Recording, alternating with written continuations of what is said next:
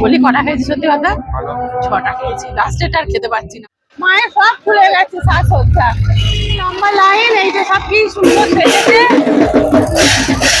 দারুণ দারুণ রঙের পোশাক,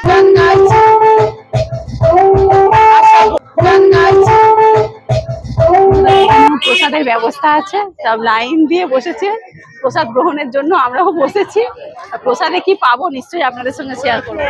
আমার ভাইয়ের পাশে বসেছি, দু ভাই বোনে। প্রসাদ নিতে বসেছো? জোর করে এনে বসিয়েছি, বলে তোমার চাপে পড়ে আমি বসেছি, না বসতাম না। ভাই কিছু বলবি? ওর খুব খিদে পাচ্ছে। এই যে বন্ধুরা চলে এসেছে প্রসাদে লুচি আর ছোলার ডাল, গরম লুচি, একদম গরম। সুপার, দারুন। ভাই কেমন রে? ভালো। ছোলার ডালটা দারুন হয়েছে, আর লুচিটা একদম খাস্তা। এরপরে লুচি, ছোলার ডাল, তার সঙ্গে আছে আলুর দম। ছোলার ডালটা তো অসাধারণ হয়েছে, আলুর দমটা কে বলবো আপনাদের কেমন হয়েছে। আমার আলুর দমের থেকে ছোলার ডালটা বেশি ভালো লেগেছে, আলুর দমও ভালো লেগেছে। বলি কটা খেয়েছি সত্যি কথা? 6টা খেয়েছি, লাস্টেটা আর খেতে পারছি না। 5টা খেয়ে আর শেষেটা খেতে পারছি না, জোর করে কাজে।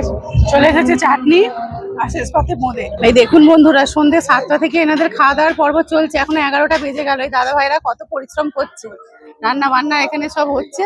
এই যে লুচি, আলুর দম সবকিছুই এখানে বানানো হচ্ছে। সব খাওয়া দাওয়ার ব্যবস্থা বলুন, আয়োজন বলুন, এগুলো মন থাকার দরকার, না হলে কিন্তু হয় না। বিশেষ করে আমার বাপের বাড়ির এদিকে এই চলটা খুব সাধারণ, সকল মানুষের জন্য প্রসাদের ব্যবস্থাটা থাকে। সব শোভাযাত্রা বেরিয়েছে প্রতিমা নিয়ে রাস্তায়, কত কি সুন্দর ভাবে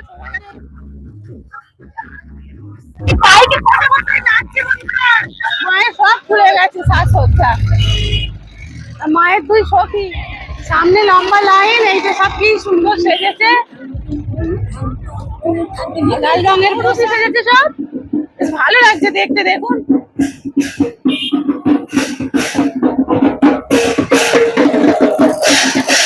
দারুণ দারুণ দারুণ।